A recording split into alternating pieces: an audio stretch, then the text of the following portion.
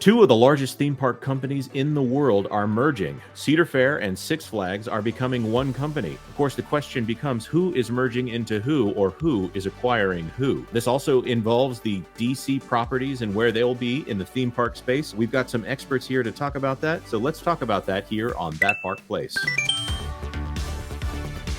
Hi, I'm Jonas J. Campbell, and with me today are Vash Sky, my usual co-pilot. How's it going, Vash? Going pretty good. Thank you so much for having me on. For the first time on the channel, a man that I have admired on YouTube for quite some time here. He's hitting those milestones, and his channel is growing. I want to welcome Theme Park Casual. How you doing, Casual? Hey, kids. I'm doing great. Thank you for having me. Glad to be here. This news was so big that we had to take two of the biggest YouTube channels and combine them together in order to talk about this. That's right. So let's get straight into the news. It looks like Six Flags and Cedar Fair are striking a merger deal, creating an $8 billion theme park giant. It's an interesting thing, of course, to say that $8 billion is a theme park giant. Disney is on the low side right now because of their stock price at $150 billion. Warner Brothers and Comcast, they're very large as well. But as far as the mid-tier theme park space, these are huge companies. I never want to sneeze at $8 billion. Man, I'd love to have that in my bank account if I wake up tomorrow and am so lucky. As you can see here, Alex Weprin from Hollywood Reporter covering this. The two companies tout their combined IP deals, including for DC Comics and the Peanuts characters, as core to the merger. In a deal that shakes up the U.S. theme parks business, Six Flags and Cedar Fair have agreed to merge, creating an $8 billion parks giant that the companies hope will be able to better compete with parks from the likes of Walt Disney Company and Comcast's NBC Universal, creating a behemoth with 27 theme parks, 15 water parks, 9 hotels and resorts, as well as safaris, marinas, and other properties across U.S. and Canada. If I'm understanding this correctly, there's always that question when companies merge, whether or not one is buying the other. And it sounds like that the CEO of Cedar Fair is going to become the CEO of the combined company, which will be called Six Flags. And the CEO of Six Flags will become the executive chairman, who is technically the boss of the CEO of the company. But it sounds like maybe Cedar Fair is the one holding the baton here. Now, this is where my familiarity ends. So I wanted to throw it to Vash and Theme Park Casual. Please. Yes. What are the issues that you guys foresee with this? Is this all positive? Is this all negative? Just gut level thoughts here. Let's go to Casual first. Gut level, it's, there's the good side in that, for me, it's looking at it from a Six Flags perspective. That brand has been hurting for a while now. And to kind of get merged in with Cedar Fair, that can be a good thing if Cedar Fair is the one holding, most of the power, if you will. I don't like the fact that there's going to be less competition between companies, but Cedar Fair seems to be doing a really good job. I'm a little bit spoiled on the Cedar Fair side because I get to go to Knott's Berry Farm, which many consider the crown jewel of the Cedar Fair portfolio. So I get to see it from that perspective. But if they can roll that out and find, I think I was speaking with Vash yesterday about it, if they can find the identity within each of the parks the way they do with Knott's Berry Farm, they could become an even bigger player in the industry. Now, as far as Knott's goes, Knott's famously was up on the, I don't want to say the chopping block. At some point, Michael Eisner wanted to buy Knott's Berry Farm, and I think he got shot down on that, either by the Knott's Berry Farm people or by the board of the Walt Disney Company.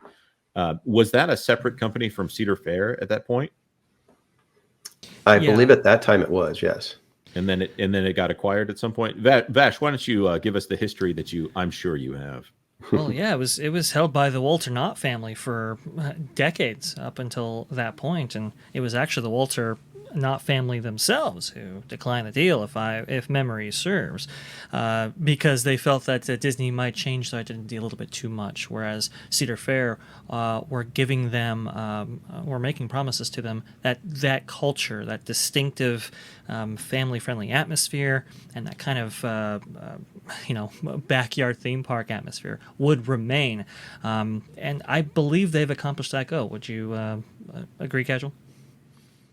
Yes, to an extent. There was a time where Knott's was being part of that coaster phenomenon that was going Oh, on. yes. And, so they got a little wrapped up in that, in my point of view, a little bit to their detriment in some cases, but they did balance it out. And I believe it was once Matt We Met took the helm at Cedar Fair, he understood the Southern California market and exactly what Knott's Berry Farm meant to the area and what Knott's Berry Farm means to the industry as well, because it's a very unique park. And I believe he was able to keep some of the character and the charm of Knott's Berry Farm intact. Matt We Met is a particular interest of this story because he actually came from Disney himself. He first started out in the cruise line side of things for the Parks and Resorts division of the company, and then was moved over to helm Disneyland in preparation for its 50th anniversary. Then he leaves the company, and Cedar Fair actually picks him up, making him CEO for a period of time, and then, if I'm not mistaken, and then he takes a back seat a few years ago, and I believe he's still on board, as Casual and I found out recently. Now, this is going to be critical because as part of this new company, this new Six Flags, I guess is what they're calling it. Right. They're going to have 6 board seats for from each prior company on this now new 12-person board. That's going to be critical here if they can actually rope in somebody like Matt We Met, who knows this business very intimately and didn't necessarily make the mistakes that Six Flags has made over the past 5 years or so. Now, Vash, did you have some things you wanted to share over here? I do. Casual and I were discussing and trying to figure out who is going to have final say when it comes to this new arrangement here, because like I alluded to before, Six Flags has made some mistakes. They went out and attempted this big international push, which kind of crashed and burned. Salim Basoul has... well, in terms of regional parks and coaster enthusiasts, it's not well liked. I'll put it that way. And some of his decisions have been very, very aggressive when it comes to the premiumization, let's say, of their parks. Kind of following the Chapek model, but without any of the Chapek toys.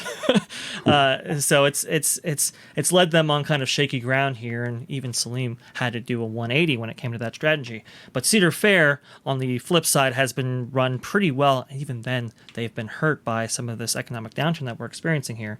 It says right here on this Axios article, Cedar Fair unit holders will get about 51.2% of the new company, while Six Flags shareholders will hold about 48.8%.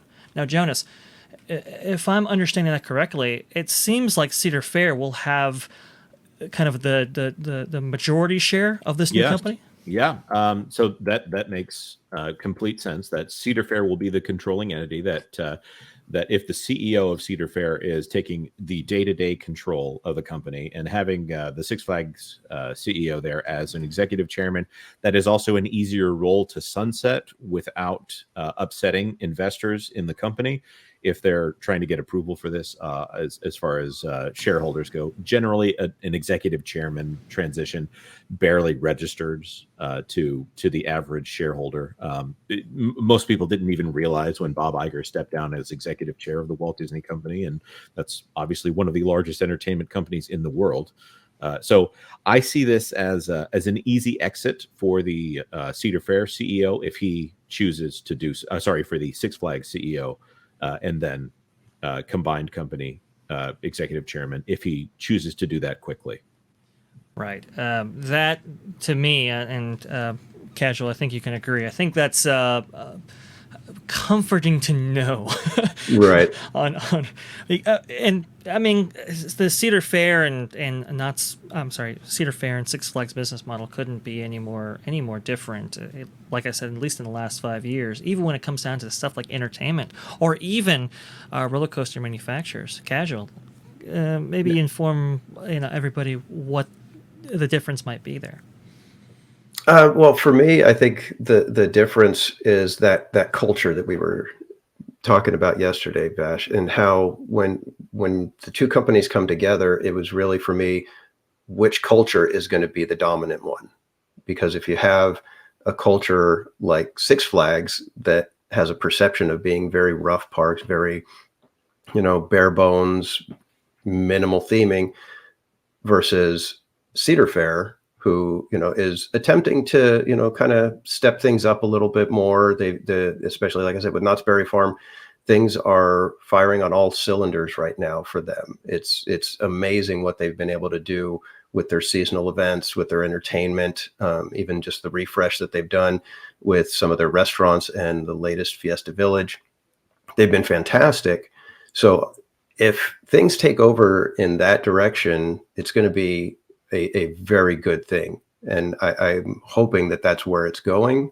And like we said, with Six Flags culture not being, the premium grade that you would want it to be, if there's too much influence from that, it's a little worrisome for me. Right. The statement that I've seen is that Six Flags has struggled to get out of that idea as a place where you dump your teenage kids for a day and for a discount price, and then pick them up and hope they haven't made enough ruckus that it causes a problem that you got to come get them early or from the police station.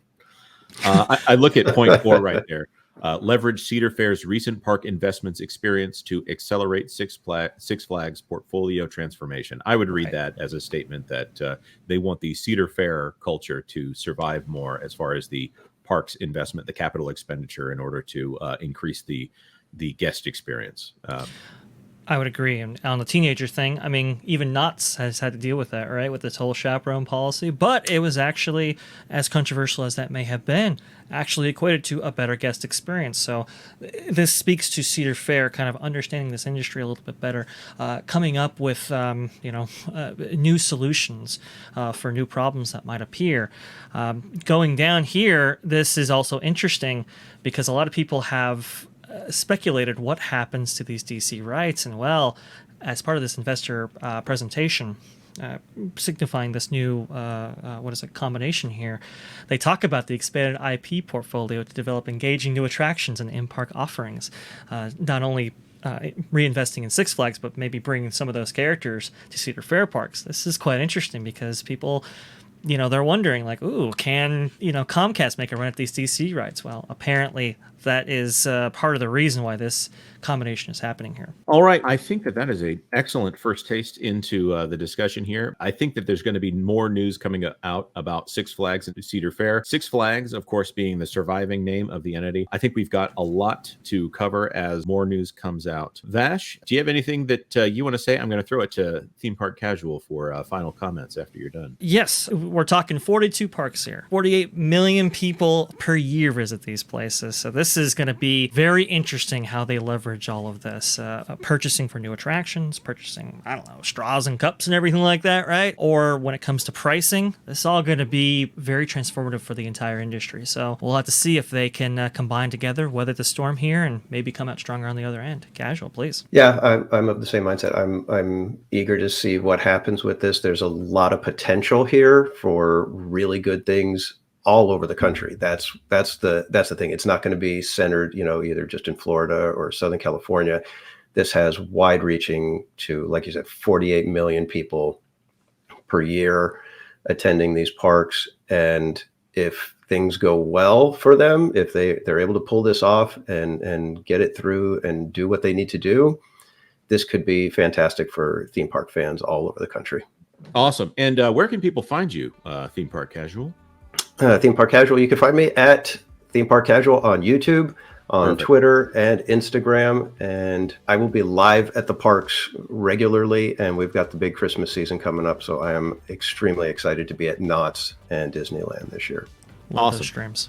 All right. Well, thank you, everyone. If you've made it to this part of the video, we would love it if you would like this video, if you like the video. And of course, if you've got people that are interested in this, or maybe they're Six Flags or Cedar Fair fans and they don't know what's going on, consider sharing this video with them.